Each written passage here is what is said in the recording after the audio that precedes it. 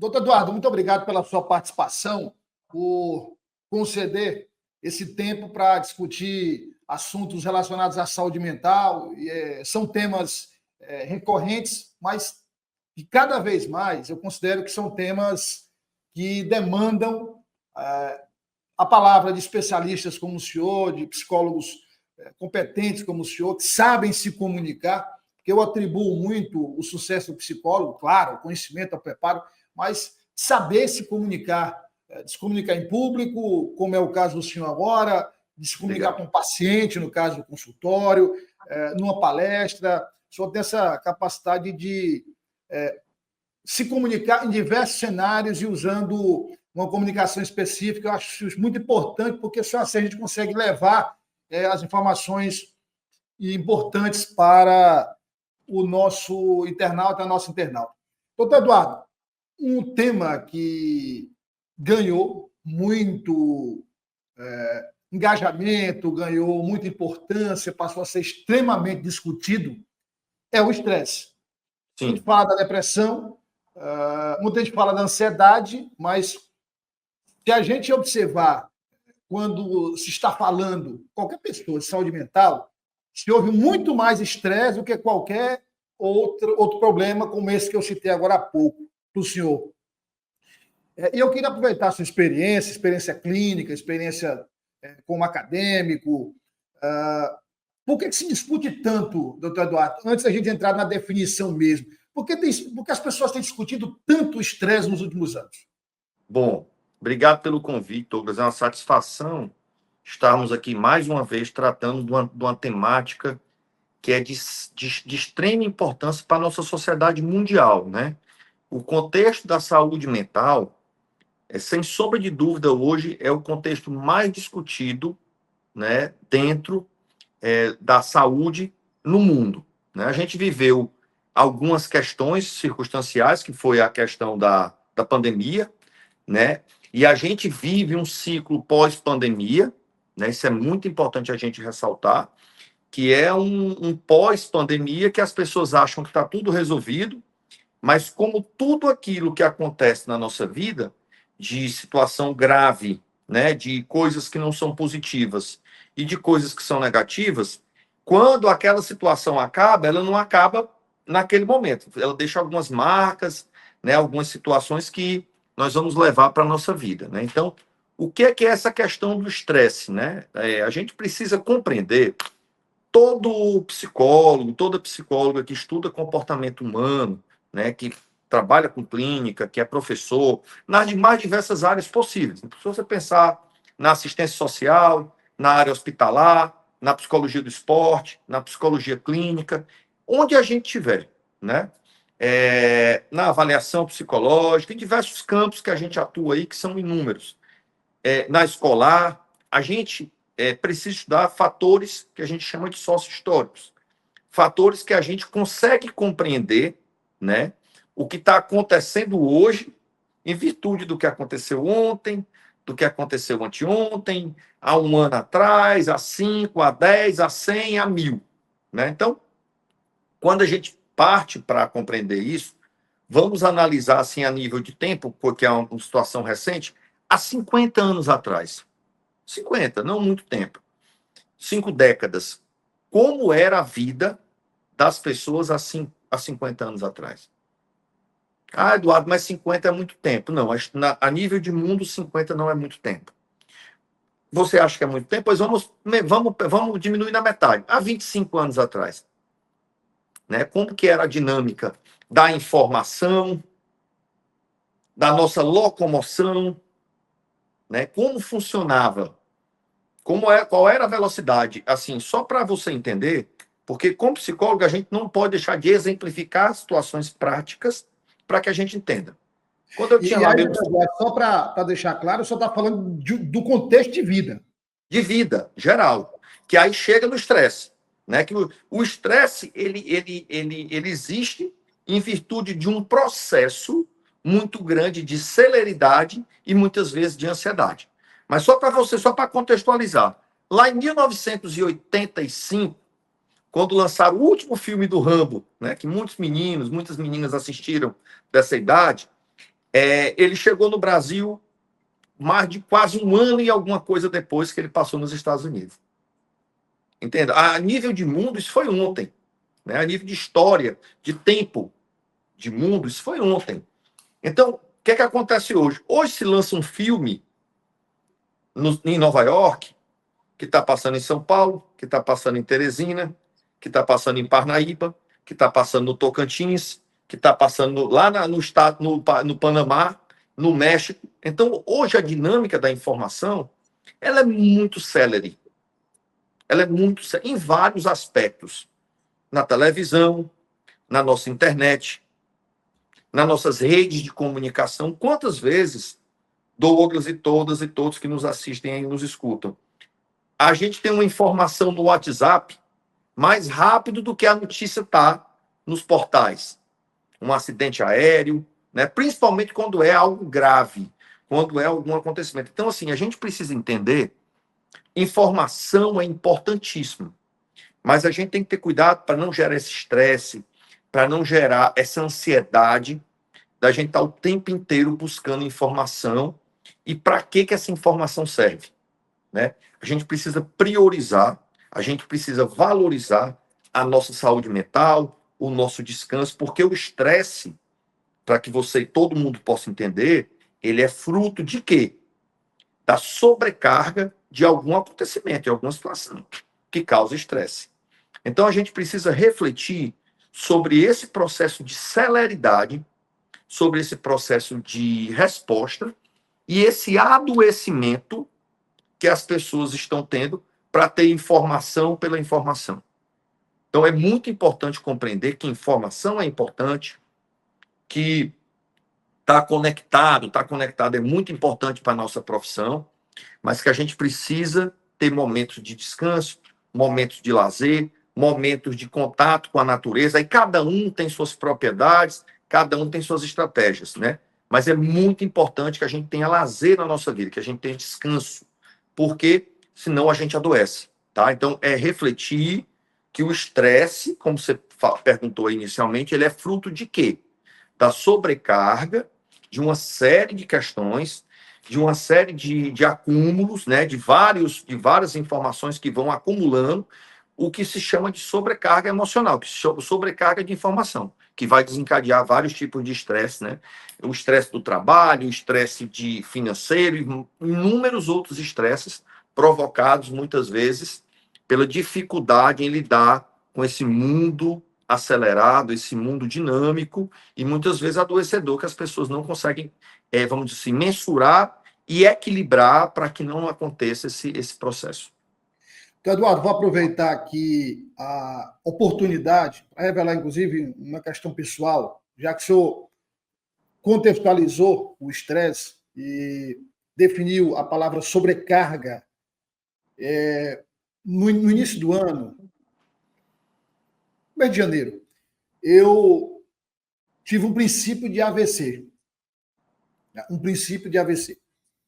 Algo que eu, assim, todo mundo pode passar por isso, mas é uma coisa que eu não contava, né? Assim, mas aconteceu. Passei 2 dias na UTI, uma semana no hospital, foram 10 dias de internação. E eu fiz todos os exames que eu posso imaginar.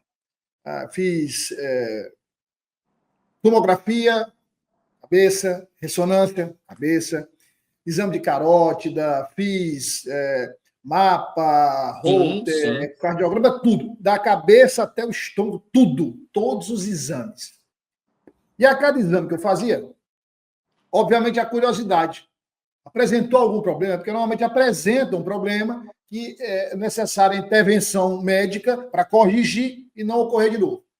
E cada exame, quando o médico chegava, falava comigo, olha, Douglas, encontramos nada, e nada, e nada, e nada, e finalizou aí o 15º, 16º exame, nada, absolutamente nada. Conclusão da equipe médica é que esse princípio de AVC teve como causa principal o estresse. Sim. Ou seja, um longo período de estresse profundo, privação do sono, alimentação fora de hora, Mas tudo, privação do sono, estresse, alimentação fora de hora, ocasionado pelo estresse. Não ter que fazer. Então, doutor Dado, o que me chamou a atenção, e aí eu questionei os médicos e tal, mas todos me explicaram, é que eu nunca imaginei, né, com 50 anos de idade, eu nunca imaginei que o estresse pudesse causar um princípio de AVC, e eles disseram mais, dependendo da situação, até um AVC. Então, quer dizer, é mais grave do que a gente possa imaginar. Isso. Douglas, vamos lá.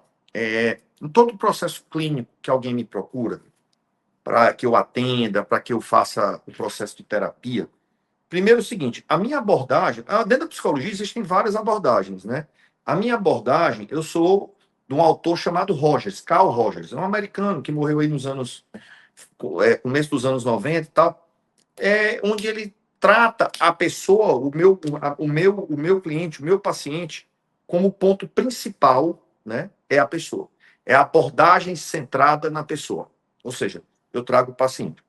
A gente aprendeu aí, a nível de mundo, né, um tempo atrás, em uma palestra lá no Vale do Silício, nos Estados Unidos, onde todo mundo, né, segue como referência, todo mundo que tem empresa, todo mundo que é do mercado, acha bacana o comportamento de muitas empresas lá nos Estados Unidos do Vale do Silício, que são empresas que valorizam as pessoas, né, que tem grandes crescimentos, tem modelos modernos sobre estresse. E eu escutei de um americano a seguinte fala lá no processo, né? Traduzindo aqui, ele diz assim: lembrem-se que qualquer situação na vida, a gente tem pessoas, processo e o resultado. Sempre a pessoa está em primeiro lugar. Douglas, para você ser um bom jornalista, situação sine qua non, situação indiscutível. Você tem que estar vivo. Senão você vai ser só uma lembrança. Para você ser um bom motorista... Às vezes nem lembrança, né? Isso, mas da sua família, pelo menos, né? Claro, pelo menos. Da minha família, dos amigos, né? Mas assim, você tem que estar vivo. Né? Para você ser um bom motorista, você tem que estar vivo. Para você ser um bom médico, um bom engenheiro, um bom cozinheiro, um bom carpinteiro, a sua profissão, você tem que estar vivo. Então, pessoa está sempre em primeiro lugar, a minha condição. Onde eu não posso me colocar em risco em virtude de algo. Uma sobrecarga, dar conta de uma meta. A gente tem que entender que metas de trabalho, metas de vidas, elas têm que ter um princípio básico: serem execuíveis, ou seja, serem executadas. Eu não posso adoecer para executar algo. A gente precisa valorizar a nossa saúde por completo. Atividade física. E a gente precisa encontrar, deve buscar encontrar algo em atividade física que dê prazer. É uma caminhada? Lá no zoobotânico, lá no parque, lá na avenida, lá não sei aonde? É uma natação? É um balé? É uma corrida? É uma academia? É um judô? É um jiu-jitsu? É jogar uma bola com os amigos? É uma pelada? Né? Então, assim, eu preciso compreender, eu preciso criar uma estratégia para a minha saúde. Porque eu só vou ter processo e resultado se eu estiver vivo. Então, pessoa está em primeiro lugar. Eu não posso me colocar em risco. Lembre-se do seguinte princípio: existe outra psicologia que chama psicologia de emergência de desastres. Ela trata sobre pessoas que... Ela trata o local de acidentes graves, ela trata as famílias das vítimas, possíveis vítimas que sobreviveram e as equipes que vão trabalhar. E em muitos diálogos que a gente tem, às vezes, com o corpo de bombeiros, com pessoas que fazem resgate, um princípio básico de quem resgata é não se colocar em risco. É não se colocar em risco. A gente já viu várias vezes em televisão, começa um resgate de um barco desaparecido, de um avião que caiu em algum lugar, e de repente o tempo fecha e a equipe fica sem condição de trabalhar. E a equipe suspende as buscas porque está em risco. Ou seja, uma equipe nunca deve se colocar em risco. Então, se uma equipe de resgate, só numa linguagem simbólica, metafórica aqui, se uma equipe de resgate, ela não deve se colocar em risco, Douglas, vamos raciocinar. Quantas vezes, muitas pessoas se colocam em risco que não é um risco ali que você não está vendo, que é sobrecarga exaustiva de trabalho, é condições que não são adequadas. E o que é que vai acontecer com isso? Se você se colocar sempre desse jeito, vai ter risco. A vida é acúmulo. E o acúmulo de muito excesso, de muita coisa ruim, vai gerar o que nós falamos no começo, que é a sobrecarga. Não tem problema uma pessoa comer um pedaço de chocolate uma vez ou outra. Mas se todo dia alguém comer um tablete de chocolate, não vai se tornar obeso nem diabético em um dia. Mas o acúmulo daquilo vai gerar provavelmente alguma questão de saúde na ordem do açúcar, né? Então, se eu me sobrecarrego de emprego, de trabalhos exaustivos, em condições inadequadas, o meu corpo ele vai responder. E ele vai responder com diversos sinais e sintomas, né? Com adoecimento que é físico, que é perceptível, sem falar nos adoecimentos psicológicos, os adoecimentos emocionais que eles vão acarretar. Então, a gente precisa refletir que o nosso trabalho ele é fundamental, ele é importantíssimo, mas a minha condição de vida ela está em primeiro lugar. Porque para eu ser um bom psicólogo, eu tenho que estar numa condição de vida adequada. Eu não posso sempre atender. Alguém me pede, às vezes, uma agenda que eu não posso fazer. Eu não tenho horário.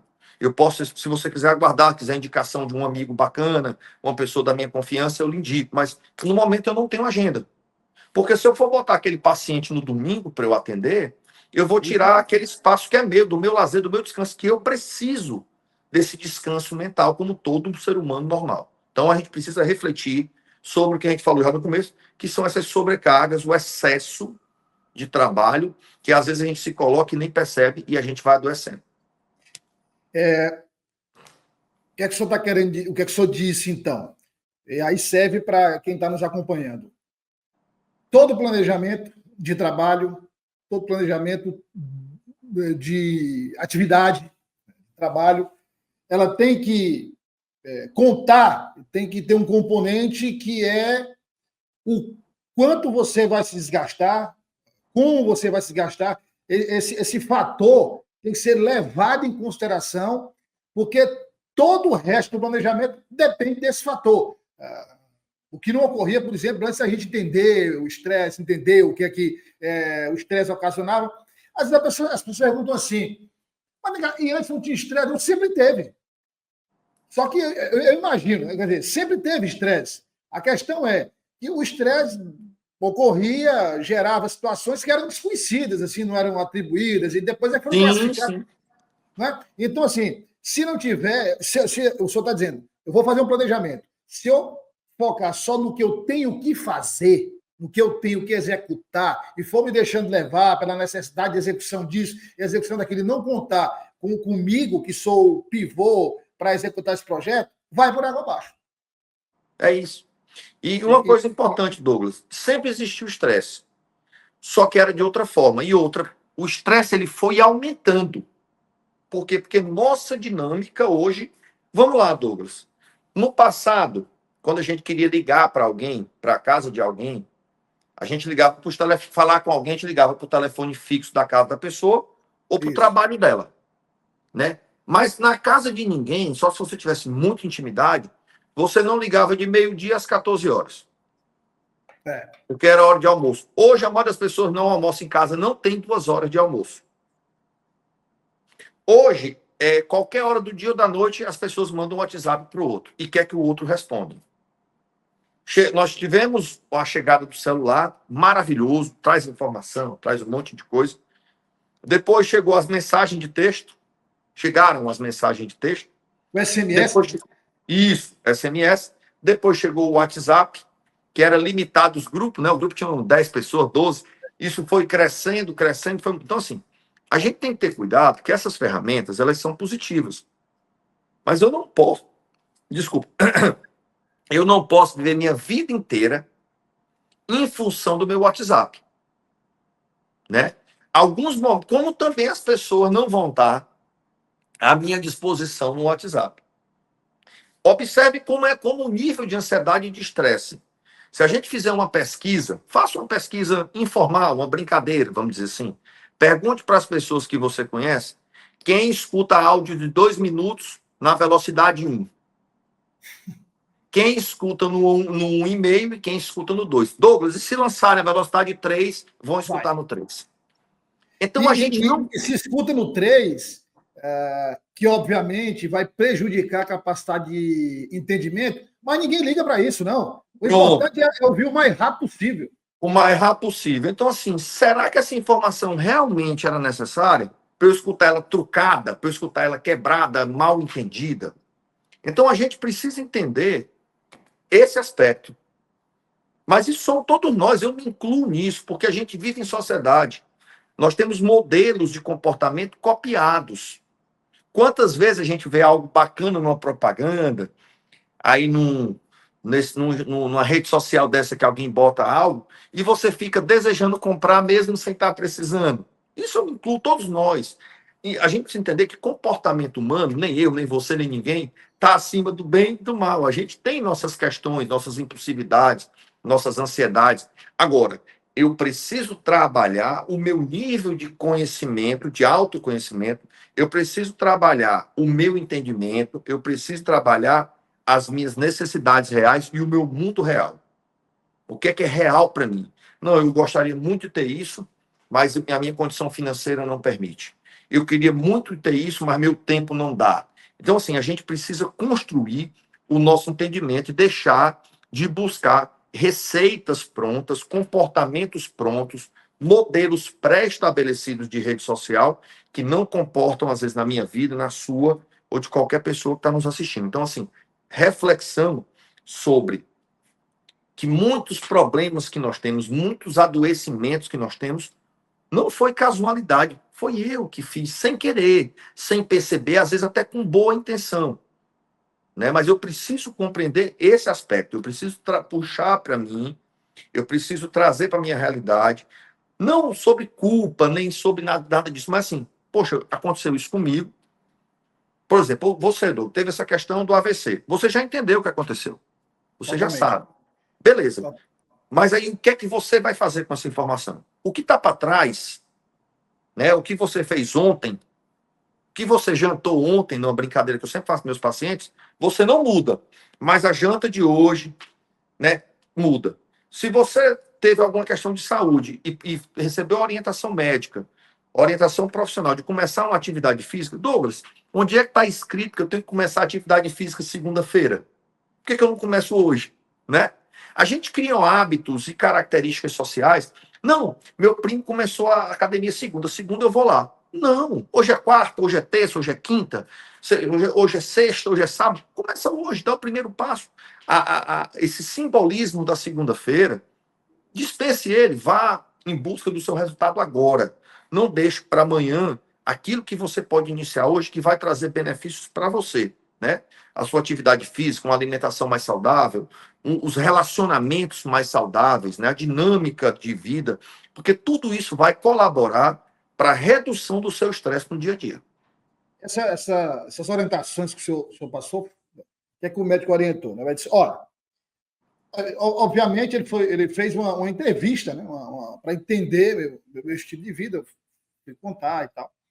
E ele disse, olha, primeiro, você tem que cuidar da alimentação. A alimentação, aí foi detalhando e tal. Obviamente que a cada área ele indicou um especialista.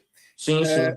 Você tem que cuidar da questão da alimentação, um intervalo de 3 horas, e explicou os diferentes tipos de alimentação. Não dá para, nesse horário aqui, que é o horário da alimentação, não dá para comer o que tinha programado, pelo menos o que é possível. Não, eu vou um suco, então você toma pelo menos um suco e tal. Se não vai ser possível cumprir completamente, não descumpra completamente também. Ele diz, como alguma coisa. O horário, você tem que fazer um processo de higienização do sono. Uma coisa que me chamou a atenção, doutor Eduardo, foi que ele disse, olha, pelo seu estilo de vida, seu cérebro perdeu a noção de hora para dormir, perdeu completamente a referência. Ele não tem. Aí ele disse, olha, você tem que reaprender. Aí ele disse, olha, tantas horas de sono, de um sono profundo, reparador e tal, e tal.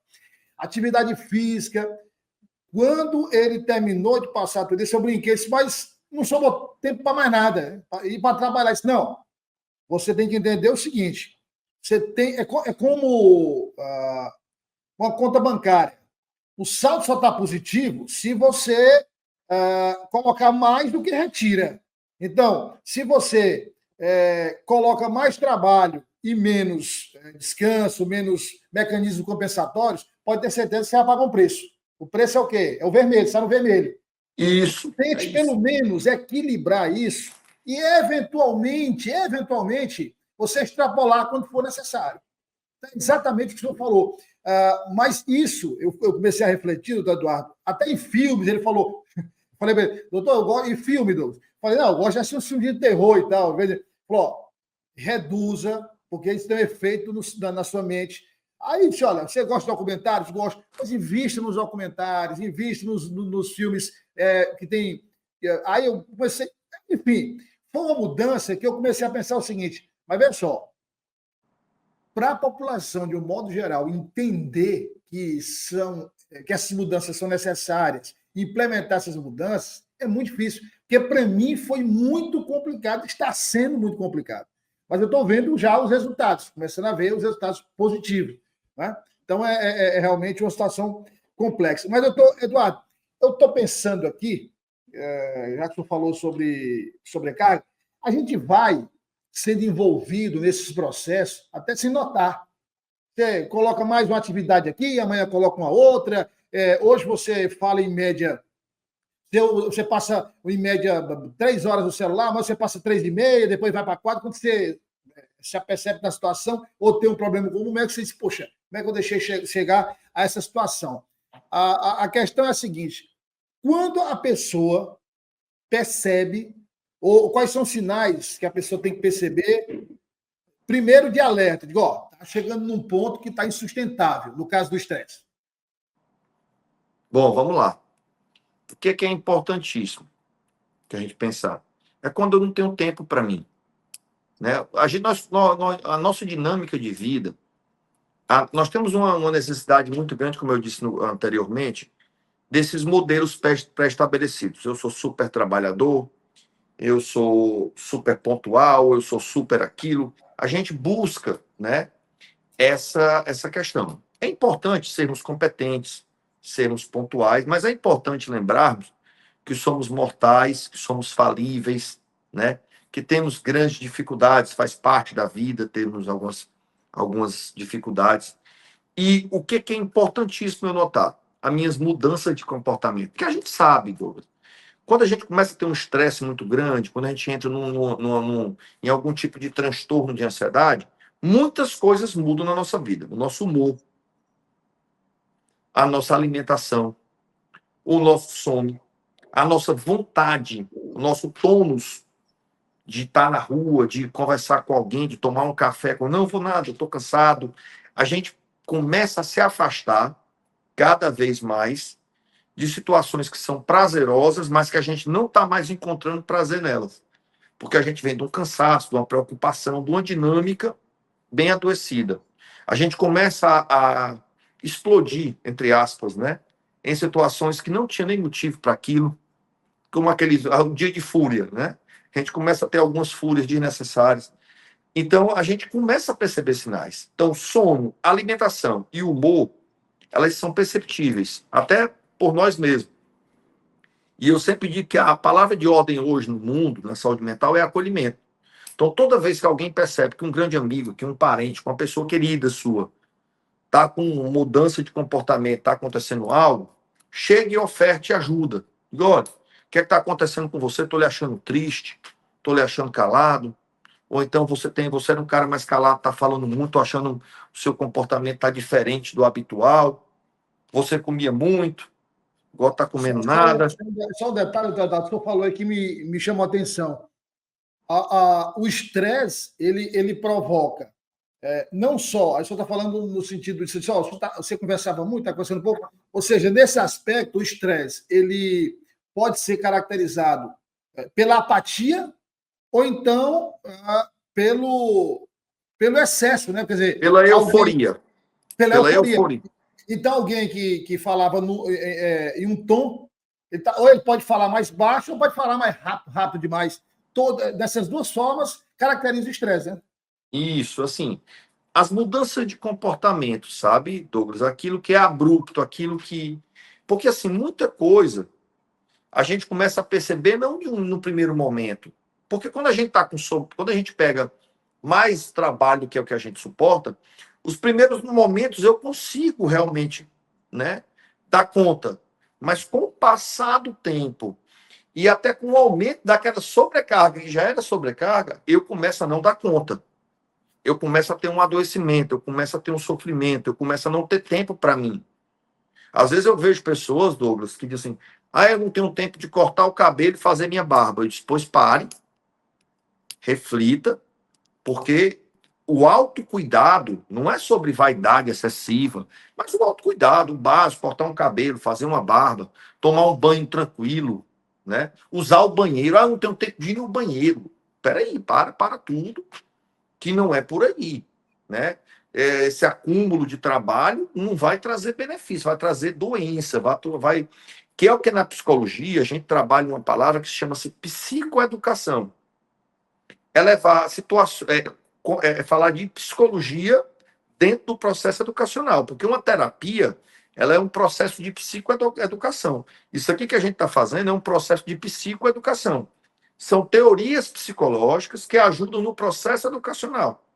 Porque a grande questão da humanidade é essa desinformação com relação a algumas temáticas.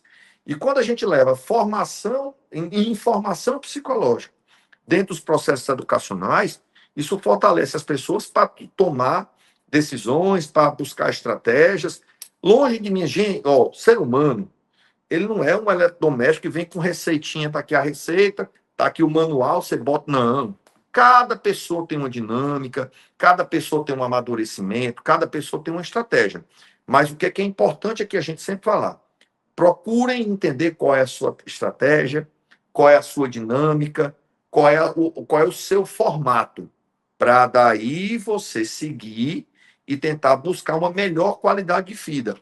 A gente fala também, Douglas, muito assim, fulano é muito inteligente, mas é muito agressivo. Fulano é muito inteligente, mas é muito isso. Sempre falando que é muito inteligente, mas trazendo um ponto negativo. A questão hoje mais falada nos grandes grupos empresariais, no mundo afora, chama-se inteligência emocional. Capacidade de se relacionar, capacidade de aprender aquilo que está no entorno dentro dos relacionamentos. Então, se eu estou com dificuldade, Douglas, de me relacionar com o meu próprio corpo, né? De entender que aqui está me adoecendo. Douglas, se eu sou um psicólogo, que eu não sigo aquilo que eu vento, né, aquilo que eu digo nas minhas aulas, no meu paciente, nos meus lugares de trabalho. Douglas, como é que eu vou ser um bom psicólogo? Eu posso ter doutorado, não adianta, porque você não segue aquilo que você, a doutrina que você diz. Eu digo muito isso. Dentro dos processos que eu faço, quando eu tenho que ir para uma festa, eu vou com o meu motorista, eu arrumo um motorista para ir comigo, eu vou de Uber, né? Por quê? Porque eu não vou beber e dirigir, porque eu falo sobre saúde, né? Então, a gente precisa entender essa dinâmica da vida, que a gente precisa ser coerente. Mas não é coerente com o outro, é coerente com a gente. É coerente consigo mesmo. É coerente com os princípios do processo evolucional. Nós temos que evoluir. Douglas, não é porque você teve um AVC, não é porque Dona Maria infartou, não é porque alguém teve alguma situação. A partir daqui, tem pessoa, todos nós, às vezes precisamos ter acontecimentos para gerar internamente o que a gente chama de gatilhos, ou seja, disparos, que fazem com que eu busque o quê? Melhoria de vida. Onde ali é um processo educacional, um processo psicológico, onde eu vou buscar as melhores estratégias para a minha vida, para que eu não adoeça de novo, para que eu não tenha algo pior.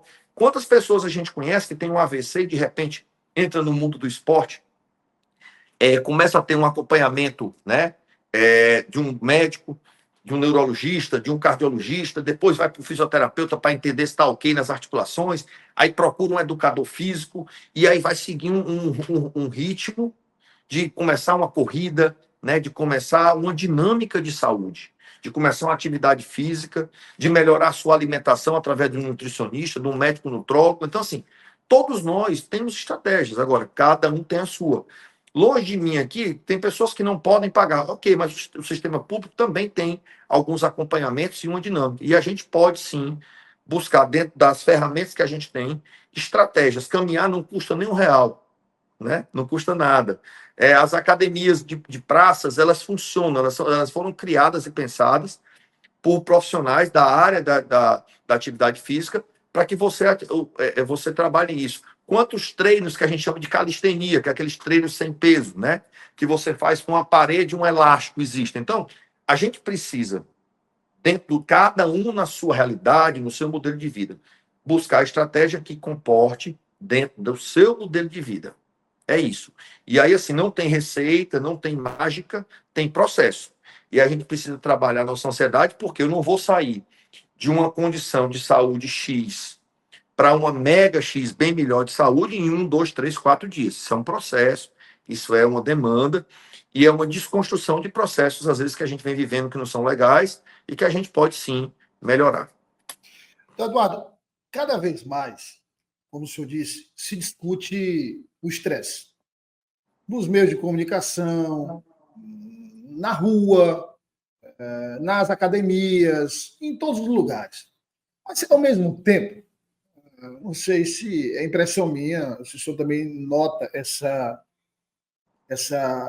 situação que não combina muito com essa discussão. Se você olha para as crianças jovens, as escolas estão cada vez cobrando mais. Uhum. São mais disciplinas, carga horária maior, aula de sábado, simulado. Então, uma carga horária cada vez maior. Eu tenho feito uma observação também, já faz tempo, e agora eu comecei a me questionar sobre isso. Se a gente andar por Teresina, não precisa andar muito, não. Basta andar aí em algumas ruas, avenidas. A gente olha os outdoors de colégios e todos eles fazem propaganda do curso de medicina. Todos. É só medicina. Não há um falando de psicologia, não há um falando de jornalismo, não há um falando de contabilidade, professor de história, geografia, nada. Então, aquilo o aluno vai olhando e vai dizendo, poxa, só medicina é que vale, só medicina é que merece destaque, será que eu quero ser engenheiro, está certo? Então, eu acho que as escolas começam a pecar com essa propaganda. Tem, obviamente, público interessado em medicina, mas se a gente somar todos os profissionais das outras profissões, dá muito mais que médicos. Eu tenho certeza que em qualquer colégio tem mais pessoas querendo outras profissões do que médico, do que medicina. Esse é um ponto. Se a gente olha para o mundo corporativo, as empresas, usando a tecnologia, fazem você trabalhar mais. Uma reunião online, no final de semana. O trabalho agora não tem mais físico, você manda por e-mail, manda a qualquer hora, como o senhor disse, WhatsApp. Então, há esse processo de discussão, mas, ao mesmo tempo, há uma situação contraditória de criar mais sobrecarga. Quer dizer, na teoria, há uma discussão, se mostram preocupados e até dispostos a adotar medidas para evitar o estresse. Mas, na prática, é o contrário, doutor Eduardo. Douglas, as pessoas muitas vezes são contraditórias, né? Você falou aí sobre isso. Eu desconheço um engenheiro que se dedicou ao seu curso, que fez seu curso de forma bacana, de forma organizada, que estudou, que se preparou, que fez uma pós, que se preparou, que talvez tenha feito um mestrado, um doutorado, que viva mal. Eu desconheço um jornalista que fez seu curso bem feito, que viva mal.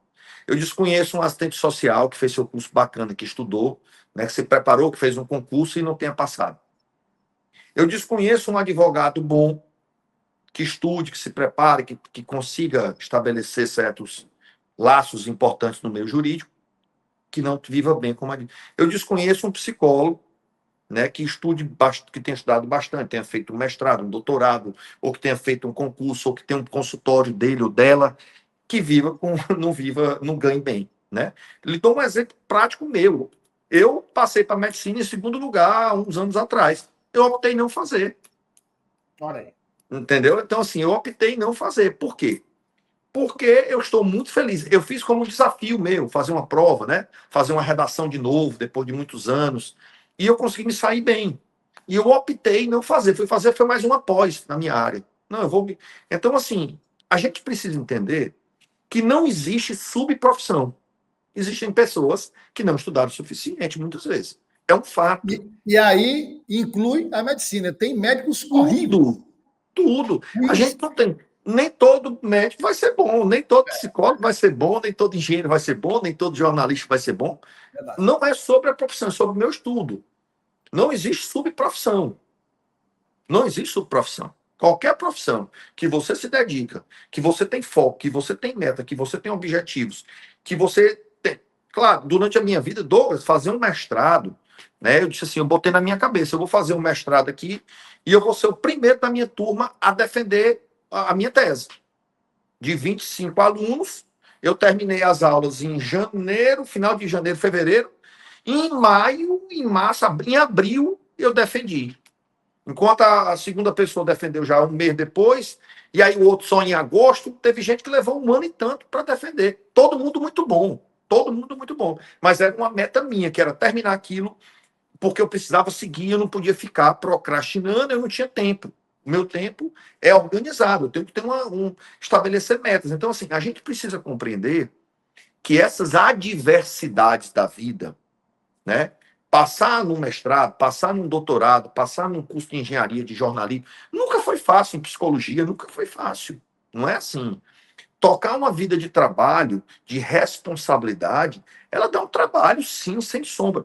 Não vai ter, a gente não pode romantizar que várias questões da vida vão gerar um estresse. Mas é um estresse que a gente consegue trabalhar, que a gente consegue controlar. E com a perspectiva, eu tenho um estresse aqui, eu estou tendo um trabalho esses dias bastante. O Eduardo aqui vai tirar um recesso de 21 de abril e eu vou tirar 10 dias meus. Isso não quer dizer que eu não atendo o telefone, isso não quer dizer que eu não trago, mas eu vou ter meu momento de descanso, porque eu preciso, porque você precisa, porque todos nós precisamos de momento de descanso, porque senão a gente adoece. E a gente precisa entender, que eu mostro para vocês, eu preciso ser uma pessoa coerente, até com meus pacientes, com minha família, com meus amigos, com minha profissão. Ou seja, o que é a coerência? É que em alguns momentos eu paro para descansar também. É que eu tenho meu horário de academia, Douglas, que não tem, a não ser uma urgência. Mas eu treino 6 dias por semana. Tem dias que eu treino de manhã, que eu corro de manhã e treino à noite.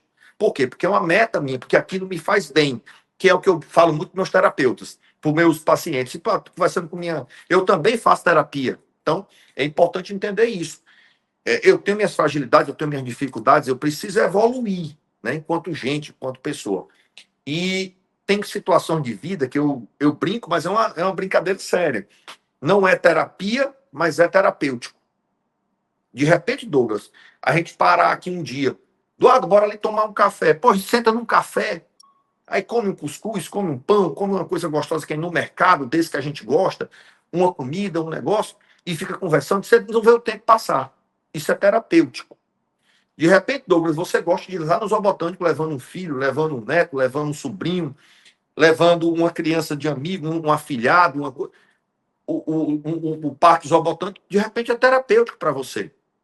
Então a gente precisa compreender que nós precisamos ter nosso trabalho, que nosso trabalho muitas vezes é cansativo, exaustivo, mas que junto com o trabalho eu preciso ter os meus momentos, o meu lazer e o meu descanso.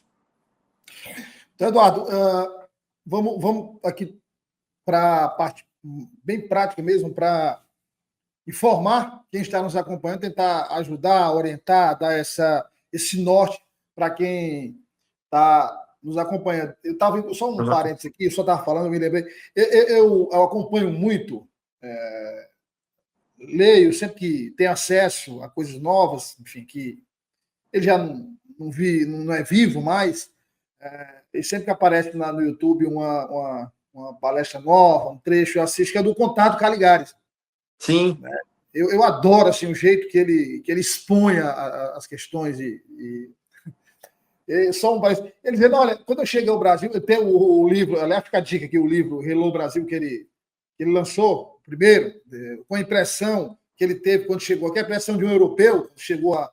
É fantástico, né? É fantástico para quem puder ler, eu indico o livro.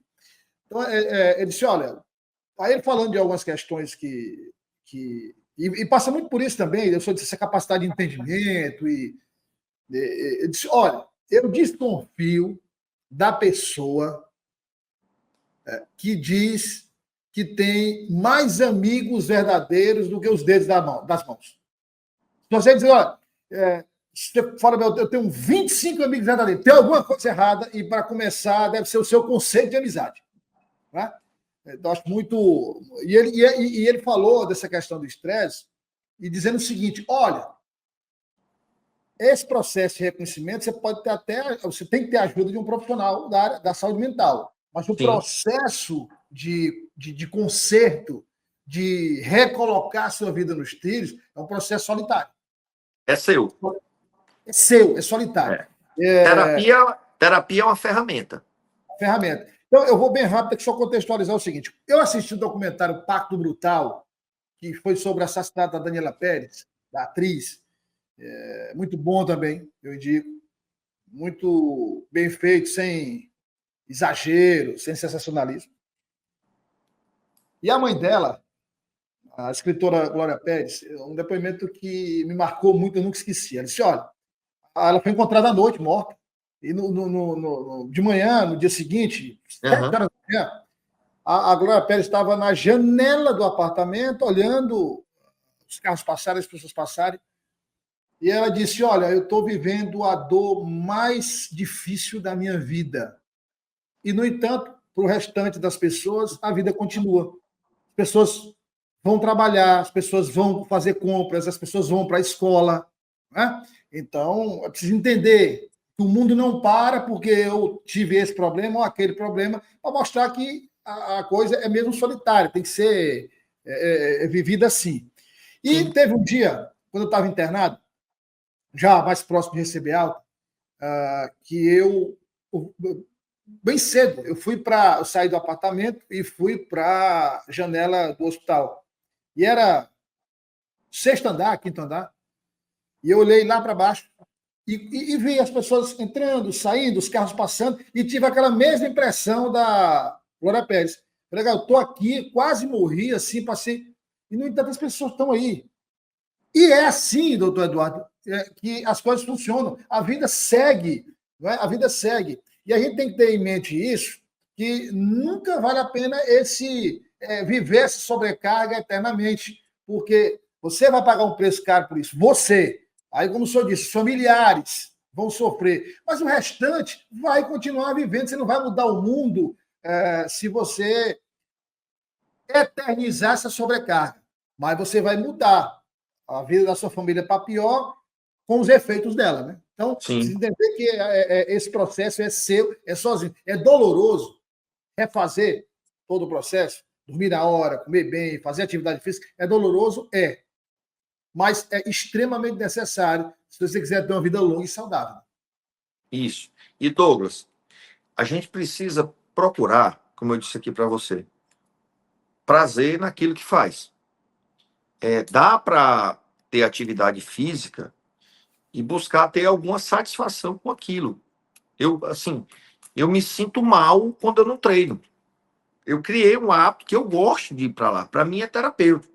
Eu procuro manter uma comida saudável, que saudável não quer dizer que seja ruim, não. Né? Eu procuro ter estratégias de vida, assim. Não é que eu não gosto de uma panelada, não é que eu não gosto de uma mão de vaca, de um sarapatel, de uma picanha gorda, né? de uma costela de carneiro com gordura. A gente gosta. Só que isso não pode ser meu dia a dia. Né? Não é que você não gosta de comer seu docinho, não é que você não gosta de tomar seu chopinho, seu uísque, sua cerveja, sua pinga, não é isso. Mas você não vai fazer isso todo dia, porque você vai adoecer. Né? Então a gente precisa criar estratégias para ter um equilíbrio. A vida é uma gangorrinha, um equilíbrio. Se você despencar demais, você vai sentir esse resultado na vida. A gente precisa estabelecer estratégias, estabelecer uma rotina, né, de vida que te dê prazer, né, uma satisfação.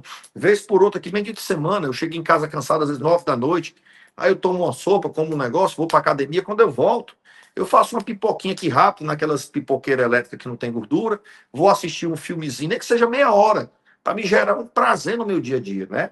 Para ter uma satisfação. Então, são pequenos prazeres na nossa vida que geram que impulsionam a nossa condição emocional. Então, não E são aí grandes funciona com mecanismos compensatórios, né? compensatórios. E assim, estratégias minhas, cada um tem a sua, né? Toda vez que alguém chega para mim no consultório para fazer terapia, eu sempre procuro compreender a dinâmica de vida daquela pessoa e com ela estabelecer uma rotina dela, que é ele que vai desenhando, é ela que vai desenhando, não sou eu. Porque a vida é dele, ou a questão é dele. Eu sou um instrumento. E, Douglas, imagina que tu teve esse problema. Tu vai no melhor médico do Brasil e ele te prescreve uma medicação e uma estratégia de vida. O melhor médico do Brasil. Tu foi do melhor do mundo, papapá. Só que tu nem toma o remédio que ele mandou e nem segue a rotina que ele te orientou. O que é que vai adiantar? Né? Resultado zero. Nada, resultado zero. Por quê? Porque você foi na melhor pessoa, mas você não tomou as decisões que são suas, a estratégia é sua. E eu não falo muito em problema, eu falo muito em questão. Questão é tudo aquilo que tem resposta. Eu faço uma questão. Responda essa questão, né? Então, é uma questão de vida sua, né? E essa questão de vida sua, você precisa construir de forma mais equilibrada, de forma mais tranquila. Isso quer dizer que você não vai ter estresse? Não. Isso quer dizer que você não vai ter problema? Não. A vida não é romantizada. A vida tem suas características. Eu preciso entender as minhas e construir aquilo que é prazeroso, que me faz bem, de acordo com as minhas características, de acordo com a minha estrutura, de acordo com a minha demanda. É sobre isso. Doutor Eduardo, para quem nos acompanha, que vive um estresse que começa a afetar o seu desempenho no trabalho, mas principalmente o seu desempenho social, com a família, com os amigos, e que precisa, e que ainda tem tempo de evitar um problema maior. E aí é difícil, por exemplo, a pessoa reaprender a dormir, reaprender a comer, reaprender a trabalhar, reaprender a descansar, reaprender a ter lazer. É muito difícil. No que Isso. essa pessoa tem que focar, como ela tem que fazer para conseguir forças e restabelecer tudo isso? Douglas, e tem um item importantíssimo, que chama a minha fé, a minha religiosidade. Eu não estou falando aqui em religião A, B, C, D. Você tem que buscar, compreender, assim, buscar algo maior, né? Eu sempre falo isso, sempre com meus pacientes, eu converso sobre as minhas questões dentro do que eu acho que é bom. Qual a religião que você tem? X. Ótimo. Está frequentando? Está indo? Tá? Tô satisfeito lá, assim, pronto. É muito importante entender isso. Atividade física, sono e a questão religiosa e meus lazeres. Quando a gente percebe que não está conseguindo desenvolver uma atividade, um descanso, eu preciso parar e pensar de acordo com a minha realidade. Eu disse para você, Douglas, tem dias aqui na minha casa que eu cheguei cansado, exausto. Eu tomo um banho, como alguma coisa leve ali e eu faço uma pipoquinha. Nem que com 20 minutos de filme me dê sono, eu desligo e vá dormir.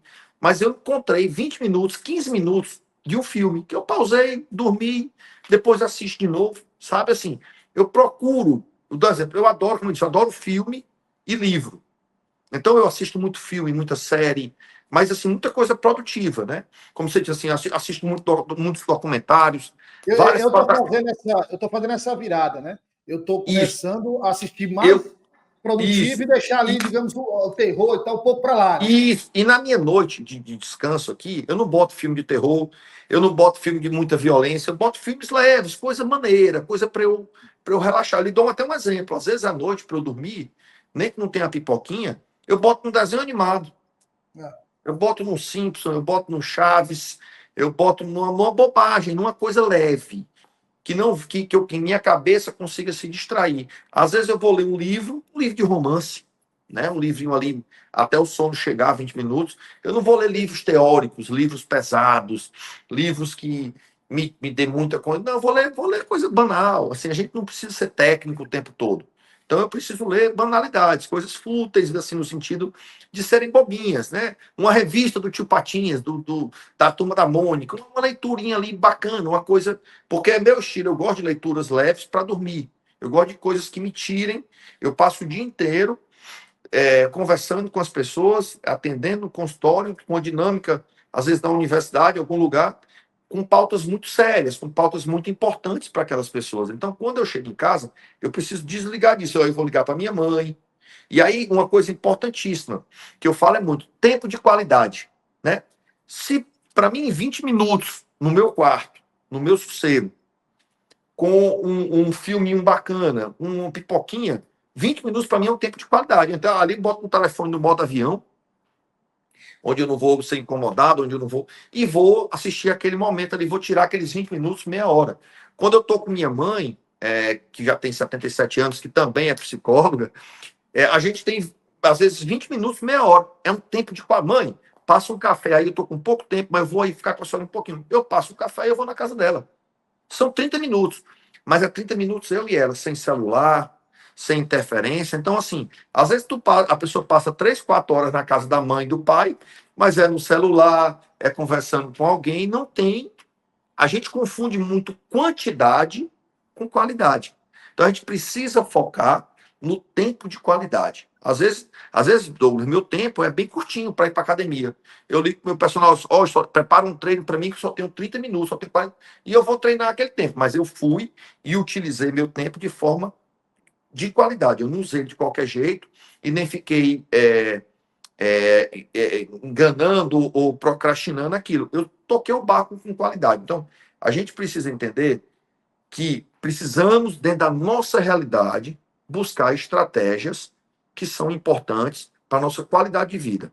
Cada um tem um modelo, cada um tem uma estratégia, não tem certo nem errado.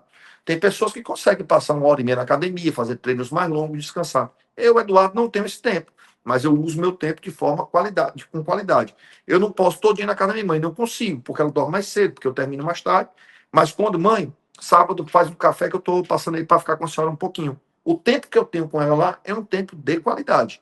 É um tempo que a gente conversa, a gente troca ideia, né? Às vezes eu passo 1 hora com ela, parece que são 5 minutos, né? Por quê? Porque foi muito assunto, tá total dinâmica, a gente conversa muito da vida, da nossa família, minhas questões do dia a dia, ela fala da dela, que ela ainda atende consultório. Então, assim, um negócio bacana. Tempo de qualidade. Não confundir quantidade com qualidade, tá? Isso é muito importante. E o senhor está falando de intensidade, né? Intensidade no sentido de o que você está fazendo naquele momento, seja 10 minutos, 1 hora, 50 minutos, 30, que seja aproveitado ao máximo. E que você esteja totalmente focado naquilo, fechado naquilo, esquece o resto e passa a viver essa experiência. Entender que é duro, é difícil, porque, como o senhor diz, meu Deus, eu fui me pesar, estou com 140 quilos, meu peso ideal é 90 quilos. Mas em quanto tempo você chegou a 140 quilos? Não, 1 ano e meio. Então você vai perder em um dia. Você vai perder em 2 dias. Não é? Doutor Eduardo, outro ponto também. Eu sei que nosso tempo está terminando, mas são assuntos que eu considero importantes. Vai render uma outra entrevista, porque o assunto é muito complexo, mas Vamos. A famosa zona de conforto, que é o seguinte: o senhor falou da academia, né? Eu vou. Hoje é terça, quarta, terça. Terça. Eu digo, bom, é o seguinte, vou fazer academia. Mas segunda-feira eu começo essa academia. Daqui a 3 dias eu procuro o doutor Eduardo, que é psicólogo, para começar minha terapia. E aí eu vou adiando. Por quê? Precisa entender que, naturalmente, a zona de conforto é mais fácil. Então, o doutor Eduardo chega em casa às 8 horas, 9 horas, e aí ele diz o seguinte: poxa, um dia foi corrido, pesado, eu estou cansado, eu vou tomar banho, fazer uma pipoca, hoje eu não vou para a academia. Amanhã tem outra desculpa. Depois de amanhã, mais uma. E daí você perde o hábito de treinar. Isso. Então, é preciso sentir o desconforto, a qualidade de vida, né? Recolocar a sua vida nos trilhos, vai exigir, durante um tempo, o desconforto. Depois tudo se alinha, mas o desconforto é necessário. Se não houver o desconforto, doutor Eduardo, não tem resultado. Exatamente. Então, assim, e a zona de conforto, Douglas, nem sempre é confortável. Ela é cômoda, mas não é confortável. Ninguém está confortável em perceber que está sem ar porque está obeso, que está obeso. Só que, às vezes, fazer mudança é difícil. Construir mudança é difícil. Modificar hábitos que estão anos a fio. O que a gente precisa, que também eu falo muito isso em processo terapêutico, sair da síndrome Gabriela. Sabe qual é a síndrome Gabriela, né? Eu nasci assim, eu cresci assim, eu vou ser sempre assim. Não é. Ah, mas meu pai era. Mas você quer ser assim? Não, quero não. Pois vamos em busca de mudar.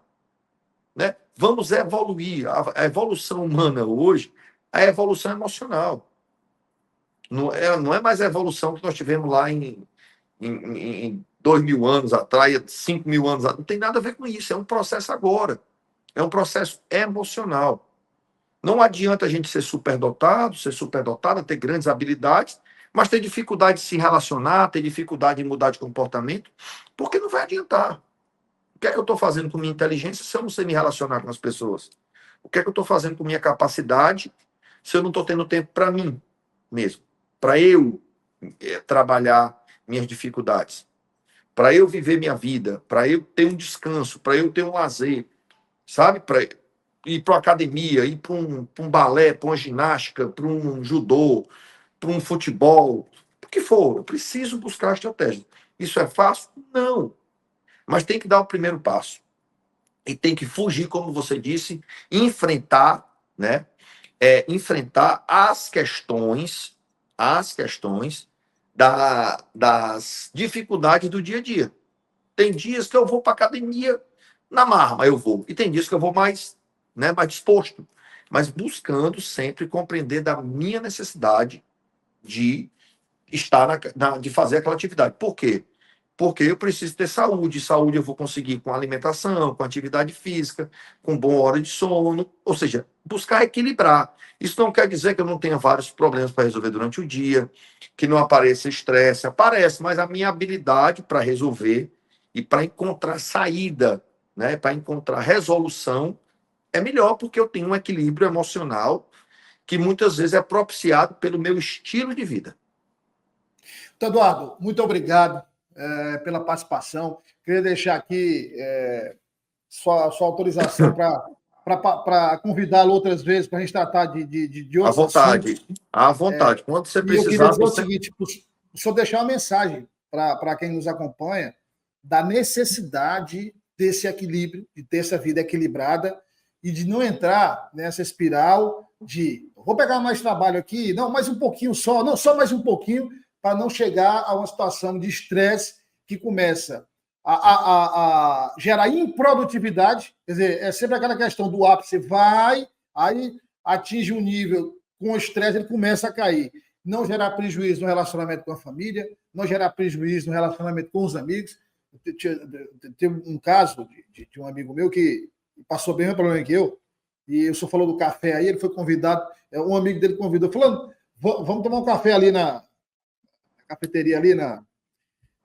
Pô, meu Deus do céu, eu nem lembro quando é que eu tomei café. Então, aquela história que o senhor falou, né? Vocês que nem lembram quando você tomou o café, então tem algum problema aí nessa história. Falou, vamos lá. E se preparou, tomou banho e tal, foi lá. E ele chegou lá, mais ou menos 7h30. O amigo dele chegou, não, ele passou meia horinha lá. Saíram de lá mais de 10 horas. A conversa começou a fluir. Ele chegou em casa e falou para a esposa dele, eu nem me lembrava que isso era tão prazeroso, isso era tão bom, a cabeça chegou descarregada, ele chegou leve. Então, assim, eu entendo hoje, porque passei por esse problema, e eu queria que você deixasse essa mensagem de que a qualidade de vida não é só um discurso teórico, não é só retórica, não é só um conceito abstrato, não. Ela é uma realidade. Se você não buscar equilibrar suas atividades com qualidade de vida, pode ter certeza absoluta que o preço é muito alto e eu tenho certeza que você não vai gostar de pagar. Isso, Douglas, assim, vamos lá. Primeiro, nunca é tarde para a gente mudar, né? Às vezes eu converso com o paciente, seita, doutor Eduardo, mas eu estou com 25 dias fazendo dieta, mas ontem eu não me controlei, comi um hambúrguer, comi uma pizza. Ok, Já está feito, você já comeu, já matou essa vontade, vamos retomar. Eu não posso. Vamos lá, eu fiz 25 dias de dieta, 25 dias de atividade. Aí um dia eu não consegui treinar e comi um sanduíche. Sai da dieta, tal, tal, tal. Eu vou desperdiçar, eu vou parar tudo de 25 dias vivenciados por conta de um dia que eu não consegui fazer. Não. Aquele dia foi um dia que você não conseguiu, mas que hoje você retomou o seu objetivo. E nós vamos ter situações como essa na vida. Nem todo dia a gente vai conseguir executar tudo. Se você me perguntar se todo dia eu viajo, vou para Brasília quase toda semana, todos os dias lá eu consigo treinar? Não.